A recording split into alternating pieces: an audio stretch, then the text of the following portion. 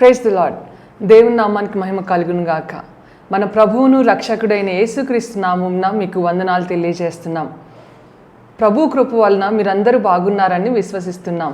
షకీనా సందేశం అని మా ఆధ్యాత్మిక కార్యక్రమాన్ని అనుదినము వీక్షిస్తూ వాక్యం ద్వారా బలపడుచున్నారని మేము నమ్ముతున్నాం. మీ కొరకు ప్రార్థిస్తున్నాం. ఈరోజు దేవుని వాక్యాన్ని వినడానికి మన హృదయాన్ని సిద్ధపరచుకుందాం. షకీనా మినిస్ట్రీస్ వ్యవస్థాపకులు పాస్టర్ జి విజయ్ కుమార్ గారు వాక్య సందేశం అందిస్తారు. మనమందరం ప్రార్థనాపూర్వకంగా దేవుని మాటలు విని దీవెనలు పొందుదాం.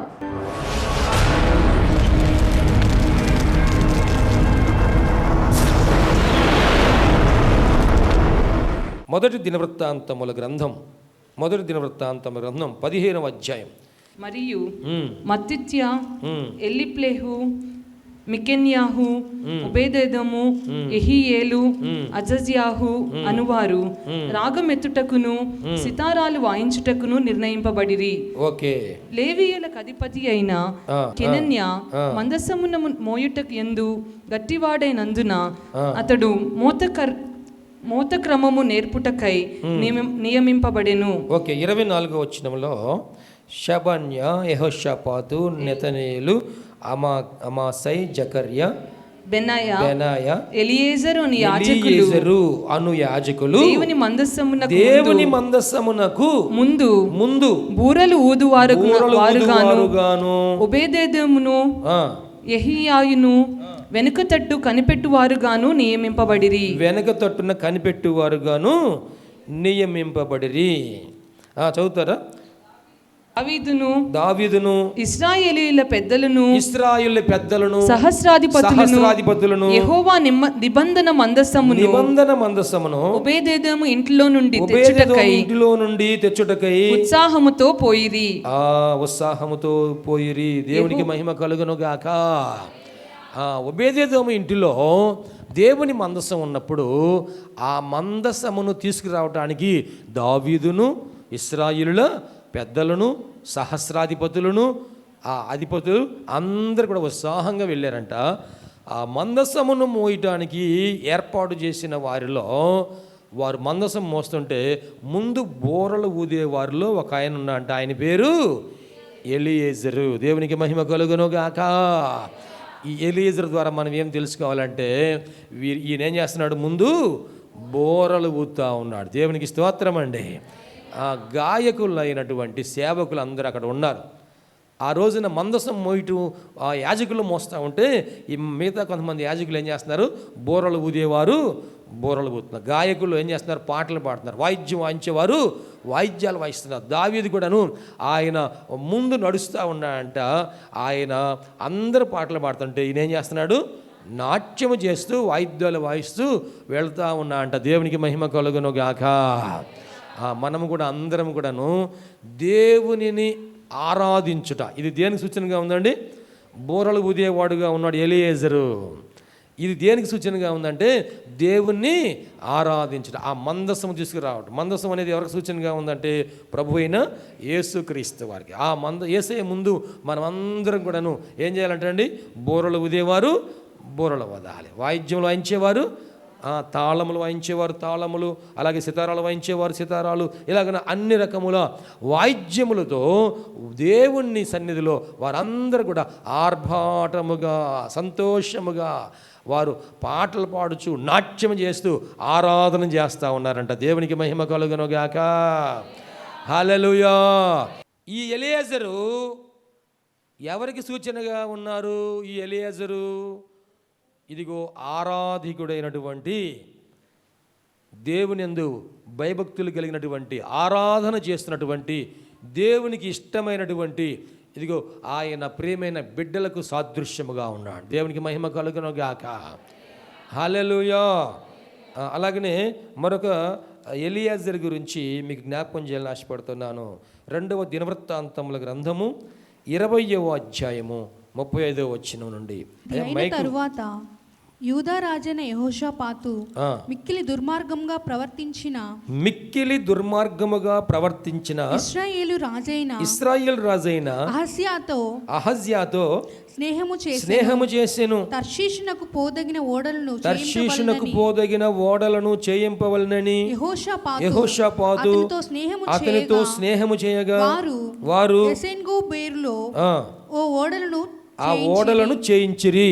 అప్పుడు మారేషా వాడును దోదావాహు కుమారుడునగు ఎలియేజరు నీవు అహజ్యాతో స్నేహము చేసుకొంటివి గనుక యెహోవా నీ పనులను భంగము చేయునని యెహోషాపాతు మీద ప్రవచనం ఒకటి చెప్పెను. ఆ ఓడలు తర్షీషునకు వెళ్ళజాలకుండా బద్దలైపోయెను. ప్రవచనము చెప్పబడిన రీతిగా ఆ ఓడలు బద్దలైపోయెను. గమనించండి, ఇక్కడ ఇశ్రాయేలు రాజు యూదారాజు మిక్కిలి దుర్మార్గముగా ప్రవర్తించిన ఆ రాజుతో ఈయన ఏం చేశాడంటండి, యెహోషాపాతు స్నేహం చేశాడంట. జాగ్రత్త, మనము ఎవరితో స్నేహం చేయాలి, ఎవరితో స్నేహం చేయకూడదు. దుష్ట సాంగత్యము మంచి నడవడిని చెడగొడుతుంది. దుష్ట సాంగత్యం. దయచేసి మన బిడ్డలు ఎవరితో స్నేహం చేస్తున్నారు, మన కుమారులు ఎవరితో స్నేహం చేస్తున్నారు, మన కుమార్తెలు ఎవరితో స్నేహం చేస్తున్నారు, తల్లిదండ్రులు గమనించాలి. ఆమె తన ఇంటి వారి నడతలను బాగుగా కనిపెట్టును. మన ఇంటి వారి నడతలు, మన భర్త ఎవరితో సహవాసం చేస్తున్నాడు, భార్య ఎవరితో సహవాసం చేస్తాం, బిడ్డలు ఎవరితో సహవాసం చేస్తాం. జాగ్రత్త, మనము ఎటువంటి వారితో సహవాసం చేస్తాము. ఒక సామెత ఉంది, 6 నెలలు స్నేహం చేస్తే వారు వీరవుతారా.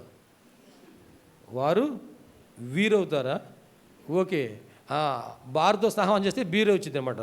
అందుకని అటువైపు వెళ్ళే వాళ్ళ దగ్గరికి సహవాసం చేయకుండా మన భర్త గారు కానీ బిడ్డలు కానీ వారితో సహవాసం చేయకుండా జాగ్రత్త చూసుకోవాలి. మందు తాగి వాళ్ళతో సహవాసం చేస్తే మందు తాగుతారు, పేకాట ఆడే వాళ్ళతో సహవాసం చేస్తే పేకాట ఆడతారు. ఏమండి, అన్యాయంగా జీవించే వారితో సహవాసం చేస్తే ఆ లక్షణాలే వీళ్ళకి వచ్చేస్తాయి.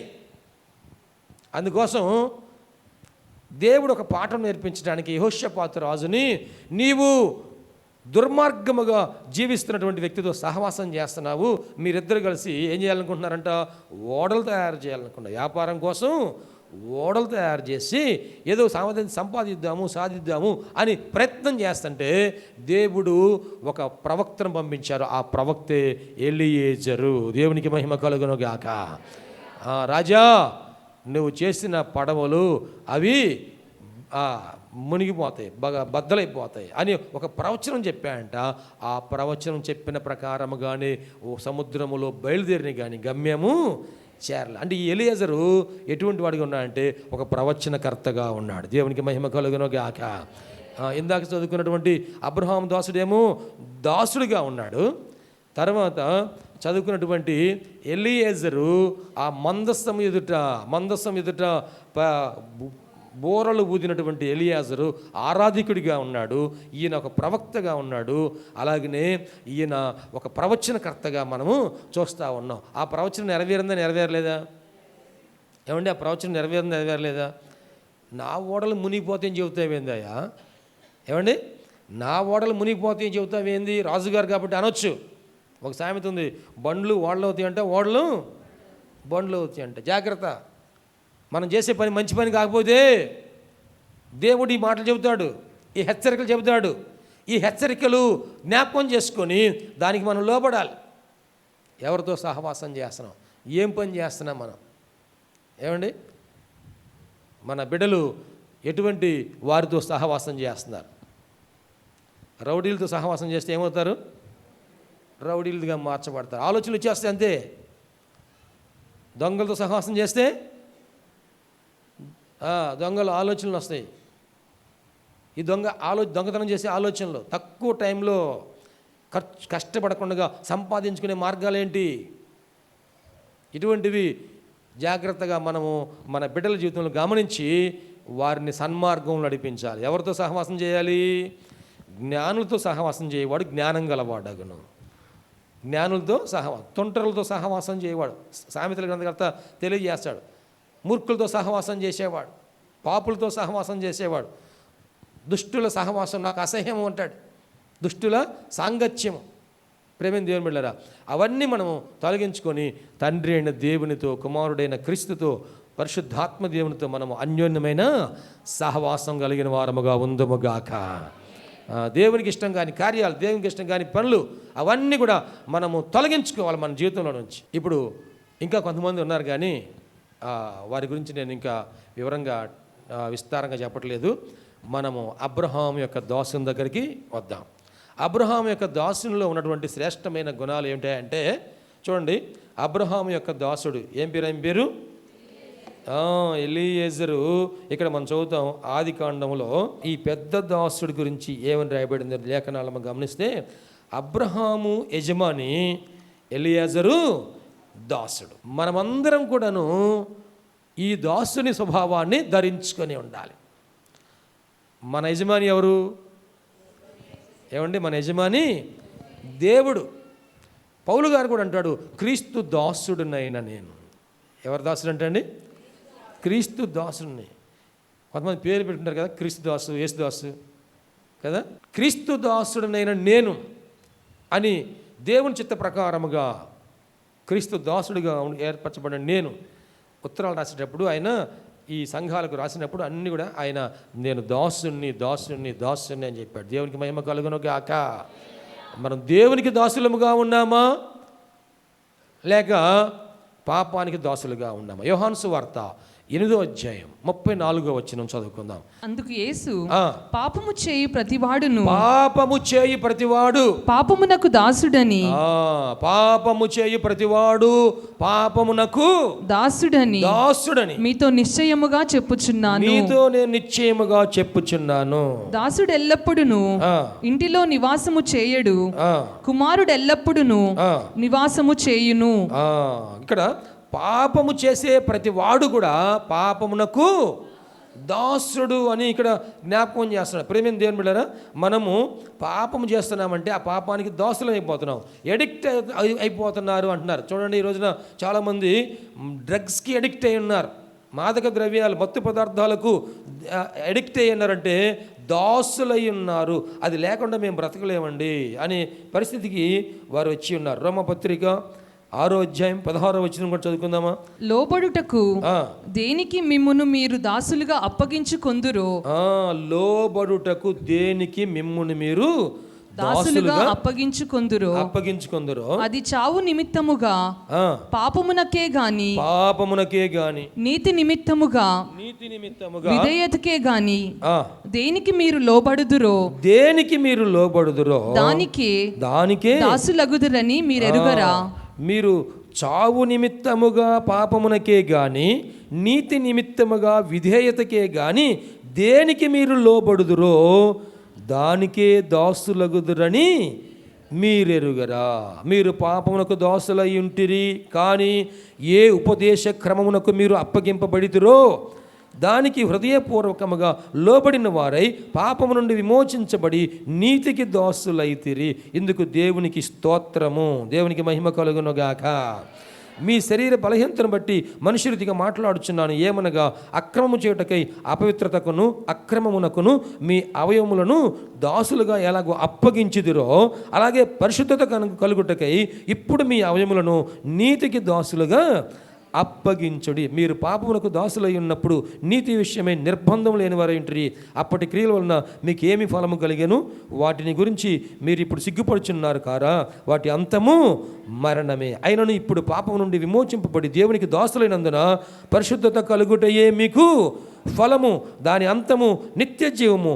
ఏలైనగా పాపము వలన వచ్చు జీతము మరణం. అయితే దేవుని కృపావరము మన ప్రభువైన క్రీస్తు యేసునందు నిత్య జీవము. దేవునికి మహిమ కలుగునుగాక. ఒకప్పుడు మీరు పాపానికి దాసులుగా ఉన్నారు. దేనికి లోబడుతున్నారో? పరిశుద్ధత కలిగి ఉండాలని మీరు దేవునికి లోబడుతున్నారా?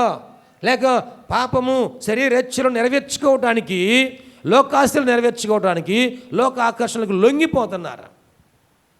ప్రేమ దేవుని బిడ్డలారా, పౌలు గారు రోమా సంఘాన్ని హెచ్చరిస్తూ ఉన్నాడు. ఇదిగో మీ అవయములను మీరు ఇప్పుడు నీతి సాధనములుగా దాసులు, మీరు నీతికి దాసులుగా ఉండండి, పాపానికి దాసులుగా ఉండవద్దు. మనం ఏమి విత్తుతామో దానినే కోసుకుంటాం. మరి జాగ్రత్తగా ఉంటారా? మీకు ఒక కథ జ్ఞాపకం చేస్తాను. ఒక కుర్రాడు రోడ్డు ప్రక్కనే పోతున్నాడంట. రోడ్డు ప్రక్కనే పోతుంటే అతనికి ఏం కనబడింది? ప్రక్కనే మామిడి తోట కనబడిందండి. మామిడి తోట, మామిడి చెట్టుకి మామిడికాయలు కింద వరకు ఏలాడుతూ ఉన్నాయంట. బాగా పండిన కాయలు కూడా కనబడుతున్నాయంట. అని అనుకున్నాడంట, చెట్టును పండిన కాయ తింటే అబ్బా ఎంత టేస్ట్గా ఉండిద్దో అనుకున్నాడు. ఆ తోటలో చూస్తే ఎవరు లేరు. ఎవరు లేకపోతే తోట లోపలికి వెళ్ళాడు. కంచి దాటేసి లోపలికి వెళ్ళిపోయాడు. లోపలికి ఆ చెట్టుని తన 2 కళ్ళు చూసినాయి. జాగ్రత్తగా గమనించండి. ఆ 2 కళ్ళు చూసాయి. ఈ కళ్ళు ఏమనుకున్నాయి? ఆ కాయ తింటే బాగుంటుంది అనుకున్నాయి. ఈ కాళ్ళు చెట్టు దగ్గరికి నడిపించినాయి. కాళ్ళు చెట్టు దగ్గర నడిపించినాయి. కళ్ళు కాయను కోస్తాయా? కళ్ళు నడిపిస్తాయా? కదా, కాళ్ళు నడిపించినాయి. కాళ్ళు నడిపిస్తే చెట్టు దగ్గరికి వెళ్ళంగానే అందుతుంది కాయ. ఈ 2 చేతుల్లో ఒక చెయ్యి ఏం చేసింది? కాయ కోసింది. ఈ కాయ కోసుకోగానే ఈ నోరు అనిపించింది, తిందామనిపించింది. కడుక్కపోయినా సరే ముందేం చేయాలి? తినాలనిపించింది కాబట్టి తింటమే. చేయి కడుక్కున్న తింటమే, కడుక్కోపోయింది తింటమే. ప్లేట్ కడుక్కున్న తింటమే, కడుక్కోపోయింది తింటమే. నేను దోమేంగా, నన్ను కడిగాముగా ప్లేటు, నన్ను కడిగితే ఇవ్వాలి, దానికి ఏముండదుగా? అంత పరిశుద్ధమేనా? కడుక్కునే అవసరం లేదా? చేతులతో అందుకున్నాడు, నోటుతో తింటా ఉన్నాడు. నోటుతో తింటా అంటే అబ్బా భలేగా ఉంది టేస్ట్, బాగా పండింది, చెట్టుకి పండింది, ఎట్లంత ఇంత టేస్ట్గా ఉండిద్దా అని తింటా ఉన్నాడు. తింటా ఉంటే వెనక నుంచి వచ్చాడు. ఎవరు? తోటమాలి వచ్చాడు. వీడేవడరా మా తోటలోకి వచ్చి మా పర్మిషన్ లేకుండా కాయలు కోసుకొని తింటున్నాడని చెప్పేసి కర్ర తీసుకుని ఈపు మీద ఒకటి వేసాడు. ఇప్పుడు ఆశించింది కళ్ళు, ఆశించింది కళ్ళు, నడిపించింది కాళ్ళు, కోసింది చేతులు, తిన్నది నోరు, పడింది ఈపుకి. అయితే ఆ కళ్ళే మరలా ఏడవటం బిగించేసినాయి అంట. దేవునికి మహిమ కలుగును గాక. ఆ కళ్ళే ఏడవటం బిగించేసినాయి అంట. ఇప్పుడు ఆశించింది ఎవరు? కళ్ళే. ఇప్పుడు ఏడ్చేది ఎవరు? కళ్ళే. ఆ కళ్ళల్లో నుంచే ఆశ వచ్చింది. ఇప్పుడేమో నీళ్ళు వస్తూ ఉన్నాయి. జాగ్రత్త, మీరు దేనికి మిమ్మల్ని మీరు అప్పగించుకుంటారో, నీతి నిమిత్తము పరిశుద్ధత కోసము దేవునికి అప్పగించుకుంటారో, పాపము నిమిత్తము మీ అవయవాలను లోకానికి సైతానికి అప్పగించుకుంటారో, దేనికోసం అప్పగించుకుంటారో దానికి మీరు దాసులవుతారు. దాసులవుతారు. దేవునికి దాసులుగా ఉండటం ఎంతో గొప్ప భాగ్యం. దేవునికి మహిమ కలుగును గాక. పాపం వలన వచ్చు జీతము మరణం. అయితే మన ప్రభువైన యేసుక్రీస్తు వారి ద్వారా మనకేం కలుగుతుందంటండి? నిత్య జీవము. మనకి పాపం వలన మీరు ఒకప్పుడు లోకంలో ఉన్నారు, లోకానికి దాసులుగా ఉన్నారు, పాపానికి దాసులుగా ఉన్నారు. అందువల్ల మీకు ఏం కలిగింది? అవమానం కలిగింది కదా. ఇప్పుడు కూడా మీరు అవన్నీ తలుచుకున్నప్పుడు ఏమనుకుంటున్నారంటే సిగ్గుపడుతున్నారు. అయ్యో అప్పుడు నేను తెలియక పాపం చేశాను, తెలియక నేను పొరపాట్లు చేశాను, తెలియక నేను అలా చేశాను, ఇలా చేశాను, అది చేశాను, ఇది చేశాను అని ఇప్పుడు మీరు సిగ్గుపడుతున్నారు కదా, పశ్చాత్తాపడుతున్నారు కదా. ఇప్పుడు ఇంకా జరగబోయేవి మనకు అటువంటి సిగ్గుకరమైనవి కాకుండా మనకి దేవుని దగ్గర మెప్పు తెచ్చే విధంగా, దేవునికి మహిమ కలుగును గాక, మనం నమ్మకమైన దాసులుగా ఉండాలి. దేవునికి మహిమ కలుగును గాక. మీ దేహం మీతో, మీ అవయములతో మీరు దేవుణ్ణి మహింపరచాలి. మీ దేహముతో దేవుణ్ణి. కొరింథీయులకు రాసిన మొదటి పత్రికలో 6వ అధ్యాయము 18వ వచనం నుండి, జారత్వమునకు దూరముగా పారిపోవుడి, మనుష్యుడు చేయు ప్రతి పాపమును దేహమునకు వెలుపల ఉన్నది గాని జారత్వము చేయువాడు తన సొంత శరీరమునకు హానికరముగా పాపము చేయుచున్నాడు. మీ దేహము దేవుని వలన మీకు అనుగ్రహింపబడి మీలోనున్న పరిశుద్ధాత్మకు ఆలయమై ఉన్నదని మీరెరుగరా మీరు మీ సొత్తు కారు విలువబెట్టి కొనబడిన వారు గనుక మీ దేహముతో దేవుని మహిమపరచుడి. దేవుని మీరు మహిమపరచండి. గట్టిగా చెప్పకూడదు. యేసయ్యకు మహిమ చెల్లిద్దామా. మీరు మీరు మీరు మీరు విలువ పెట్టి కొనబడిన వారు. మనం ఎవరంటండి? విలువ పెట్టి కొనబడిన వారం. మీ దేహముతో మీరు దేవుణ్ణి మహిమపరచాలి. ఈ దేహం ఎటువంటిదంటే రేపు మనము సంస్కార ఆరాధనలో పాల్గొనబోతున్నాం, బలలో పాల్గొనబోతున్నాం. దేవుని బలలో మనం చేయి వేయబోతున్నాం. దేవునికి మహిమ కలుగును గాక. లోకంలో ఉన్నవారు చాలా బలలో చేయి పెడతారు. అధికారులు బల కింద చేయి పెడతారు. ఏమండి, లంచాలు ఆశించేవారు బల్ల కింద చేయి పెడతారు. కానీ మనం ఏ బలలో పాల్గొనబోతున్నామంటే మనం సైతాను బలలో పాల్గొనట్లేదు కానీ మనము దేవుని బలలో పాల్గొనబోతున్నాం. అనగా పరిశుద్ధమైన ఆయన శరీరము, ఆయన రక్తము మనం పుచ్చుకోబోతున్నాం. ఆయన శరీరం ఎటువంటిదంటే పరిశుద్ధమైనది. నేను పరిశుద్ధుడను కనుక మీరును పరిశుద్ధులుగా ఉండండి అని చెప్పిన దేవుడు పరిశుద్ధమైన ఆయన శరీరము మన చేతిలో పెట్టగానే మన చెయ్యి ఎలాగుండాలి? ఏమండి, మన చెయ్యి ఎలాగుండాలి? పరిశుద్ధమైందిగా ఉండును గాక. అందుకని 3 రోజులు ఉపవాస ప్రార్థనలో బాగా సిద్ధపడండి. ఒకవేళ మనం తెలియక ఏదైనా పొరపాటు చేస్తే ఇదిగో సమాధాన పడే సమయం ఇది 3 రోజులు ఉంది. దేవునికి స్తోత్రం. ఒకవేళ తెలియక మనం పొరపాటు చేస్తే ఇదిగో ఈ 3 రోజుల్లో మనకి పరిశుద్ధాత్మ దేవుడి బయలుపరచును గాక. నువ్వు దేవుని సన్నిధిలో ఉంటే, సహవాసంలో ఉంటే, ప్రార్థనలో ఉంటే, నువ్వు దేవుని వాక్యం వింటే పరిశుద్ధాత్మ దేవుడు నీకు జ్ఞాపకం చేయను గాక.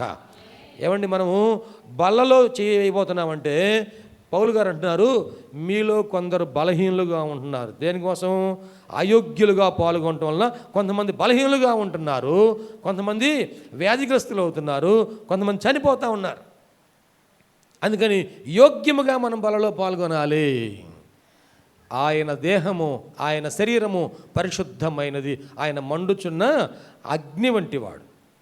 ఆ మండుచున్న అగ్ని మన చేతుల్లోకి వచ్చినప్పుడు మన చేతులు కూడా ఎలాగుండాలి? మండుచున్న అగ్ని మాదిరిగా ఉంటే ఆ అగ్ని ఈ అగ్ని రెండు కలిసి ఇంకా ప్రజ్వరిల్లుతూ ఉంటాయి. దేవునికి మహిమ కలుగును గాక. ఒకవేళ ఇది అగ్నిలాగా ఉండకుండగా గడ్డిలాగా ఉందనుకోండి, ఏమండి, గడ్డిలాగా ఉందనుకోండి చెయ్యి, ఆ అగ్ని రాగానే ఇదేమైపోయింది? కాలిపోయింది. గడ్డిలాగా ఉంటే అక్కడ గడ్డితోనూ కర్రతోనూ కొయ్యకాళ్ళతోనూ అని అంటాడు కదా, ఈ గడ్డిలాగా చెత్తలాగా ఉంటే అదేమైపోయింది? అగ్ని కాల్చేసేది. కాబట్టి మనము యోగ్యముగా బలలో పాల్గొనటానికి సిద్ధపాటు కలిగి ఉండటానికి ఇదిగో దేవుని సన్నిధిలో, సహవాసంలో, మందిరంలో మనం అందరం కూడా ఉపవాసముతో ప్రభువా నన్ను నీవలే పరిశుద్ధపరచును ఆయన. దేవునికి మహిమ కలుగును గాక. క్రీస్తునకు కలిగిన సంపూర్ణతకు సమానమైన సంపూర్ణత మనం కలిగి ఉండాలి. కలిగి ఉన్నామా?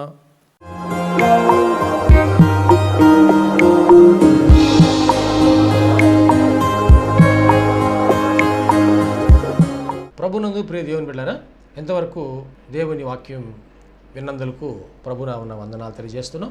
మనం అందరం ప్రార్థనలో ఏకీపిద్దాం. తలలు వంచి కనులు మెసుకొని ప్రార్థనలో ఏకీపిద్దామండి. ప్రార్థించుకుందాం. మహోన్నతుడైన దేవ, పరిశుద్ధుడైన మా ప్రభువా, నీ పరిశుద్ధమైన పాదములకు వందనాలు. ఇదిగో నాయనా, ఈ వాక్యము ద్వారా మాతో మీరు మాట్లాడినందుకు వందనాలు ప్రభువా. అవును, నువ్వు సజీవుడైన దేవుడివయ్యా, మాట్లాడే దేవుడవు ప్రభువా. ఈ వాక్యం మా హృదయంలో పదిలిపరుచుకుంటూ సహాయం చేయండి. సంపూర్ణమైన మారు మనసు మాకు దయచేయండి. పాప క్షమాపణ అనుభవం మాకు దయచేయండి. రక్షణ ఆనందం మాకు దయచేయండి ప్రభువా. ఈ అనారోగ్యములు, బలహీనతలు, సమస్యలు, శోధనలు, సైతాను ఆటంకాలు అన్నీ కూడా యేసుక్రీస్తు నామములో తొలగించండి నాయన. పరిశుద్ధాత్మ దేవ, మీ కార్యం జరిగించండి అయ్యా. మీరు మాకు తోడుగా ఉండి దీవించండి. మమ్మల్ని, మా కుటుంబం జ్ఞాపకం చేసుకోండి. మా బిడ్డల్ని మీరు ఆశీర్వదించండి ప్రభువా. మా కుటుంబంలో రక్షణ ఆనందం సంపూర్ణంగా దయచేయండి. ఎటువంటి అవసరాలని మీకు తెలుసునైనా ప్రతి అవసరతలో కూడా మాకు సహాయం దయచేయండి. అన్ని విషయాలు కూడా మీరు దీవించండి. టీవీ ప్రోగ్రాం చూసిన ప్రతి ఒక్కరిని పేరు వరుసన మీరు దీవించి రక్షించి మీరు అక్కడ కొరకు సిద్ధపరచండి. మంచి భవిష్యత్తును వారికి దయచేసి మీ కృపలో మీరు వర్ధలు చేయమని నీకే సమర్పణ చేసుకుంటూ యేసయ్య పరిశుద్ధ నామములో స్తుతించి ప్రార్థించి వేడుకుంటున్నాము తండ్రి. ఆమెన్. తండ్రి, కుమార, పరిశుద్ధాత్మ త్రియేక దేవుని దీవెన తోడుగా నడిపించను గాక. Amen, amen, amen. మీ అందరికీ ప్రభునామన వందనాలు. దేవుడు మిమ్మల్ని దీవించును గాక. ఆమెన్. ప్రభునందు ప్రియమైన సహోదరి సహోదరులందరికీ షకీనా ప్రార్థనా మందిరం తరపున హృదయపూర్వక వందనాలు తెలియజేస్తున్నాం. దేవుని కృప వలన 2012వ సంవత్సరంలో 350 గజముల స్థలంలో ఈ మందిరం నిర్మించుకోవడానికి ప్రభు కృపించారు. 2016వ సంవత్సరంలో నూతన స్థలం 180 గజముల స్థలం తీసుకోవడానికి ప్రభు సహాయం చేశారు. ఈ సమయంలో ఈ స్థలం అంతట్లో కూడాను మందిరం నిర్మించుకోవడానికి ప్రభు ఏర్పాటు చేసి ఉన్నారు కనుక ఈ మందిర నిర్మాణం, పాత మందిరం తీసివేసి నూతన మందిర నిర్మాణం కార్యక్రమం ప్రారంభించబడిందని దయచేసి ఈ మందిర నిర్మాణం కొరకు మీరు అందరూ ప్రార్థన చేయాలని, ప్రేరేపించబడిన వారందరూ కూడాను ఈ మందిర నిర్మాణంలో 106 అడుగుల పొడవు 45 అడుగుల వెడల్పు కలిగిన ఈ స్థలం అంతట్లో మందిర నిర్మాణం స్లాబ్ వేయటం జరుగుతుంది కనుక దయచేసి ప్రేరేపించబడిన వారందరూ కూడా మీ ఆర్థిక సహాయ సహకారాలు అందించి ప్రార్థించి మీరు దీవించబడాలని ప్రభునామన మనవి చేస్తున్నాం. ఈ స్క్రీన్ మీద చూపించబడుతున్న నంబర్కు మీరు ఫోన్పే కానీ, గూగుల్ పే కానీ, లేక మా అకౌంట్ నంబర్కి మీరు కానుక పంపించి సహాయం చేయాల్సిందిగా కోరుతున్నాం. లేక మీరు ప్రత్యక్షంగా వచ్చి ఈ మందిర నిర్మాణ కార్యక్రమాన్ని చూసి మీరు కానుక అందించి దీవించబడాలని ప్రభునామన మనవి చేస్తాం. ప్రభు మనందరికీ తోడుగా ఉండి ఆశీర్వదించును గాక. ఆమె. షకీనా ప్రార్థనా మందిరము దేవుని యొక్క దర్శనములో దేవుని కృప వలన 2012వ సంవత్సరము మే నెల 1వ తారీఖున ప్రతిష్ఠ చేయటం జరిగింది. ఈ మందిరములో దేవుని ఆరాధించుటకు విచ్చేసిన వారు ఆత్మరక్షణ, శరీర స్వస్థత, వారి జీవితంలో ఆశీర్వాదాలు పొందుకుంటూ ఉన్నారు. ఉపవాస ప్రార్థనలో అభిషేకించబడి దేవుని ఆత్మతో ఆరాధించుచున్నారు. అనేక మంది పరిశుద్ధాత్మతో నింపబడుచున్నారు. దురాత్మ బంధకములతో బంధించబడిన వారు సాతాను బంధకాల్లోంచి విడిపించబడి ఆశీర్వాదం పొందుతూ ఉన్నారు. రక్షణ లేని వారు బాప్తిసం పొంది రక్షణ ఆనందాన్ని అనుభవిస్తూ ఉన్నారు. ఈ మందిరంలో చేయబడుచున్నటువంటి ఉపవాస ప్రార్థనలు, అభిషేక ఆరాధనలో అనేక మంది దీవించబడుతూ ఉన్నారు. ప్రియ స్నేహితులారా, మీరును సమస్యల్లో సతమతమవుతున్నారా? వ్యాధి బాధలతో పీడించబడుతున్నారా? నెమ్మది లేక బాధపడుతున్నారా? రండి, షకీనా ప్రార్థనా మందిరంలో ఆరాధనలో ఏకీభవించండి. ప్రభు మీకు సహాయం చేయగలరు. ప్రతి నెల 2వ శనివారము షకీనా ప్రార్థనా మందిరంలో సంపూర్ణ రాత్రి ఉపవాస ప్రార్థన ఏర్పాటు చేయబడింది. ఈ ఉపవాస ప్రార్థనలో అనేక మంది ఆత్మతో అభిషేకించబడుతున్నారు. అనేక మంది ఆత్మ వరములతో నింపబడుతున్నారు. దురాత్మ బంధకముల్లో ఉన్నవారు విడిపించబడుతున్నారు. దేవుని యొక్క ఆశీర్వాదాలు పొందుకుంటున్నారు. అనారోగ్యంతో ఉన్నవారు స్వస్థపరచబడుతూ ఉన్నారు. ఈ సందేశం మీకు ఆశీర్వాదకరంగా ఉందని నమ్ముచున్నాం. ఈ సందేశం ద్వారా మీరు పొందిన మేలులు మరియు మీ ప్రార్థన అవసరతలు మాతో తప్పక పంచుకొనగలరు. మా అడ్రస్ షకీనా ప్రార్థనా మందిరం, శారదా కాలనీ 32వ లైన్, రెడ్డిపాలెం రోడ్, గుంటూరు. మా ఫోన్ నంబర్స్ 9963242497, మరి యొక్క నెంబర్ 8885539777. Praise the lord.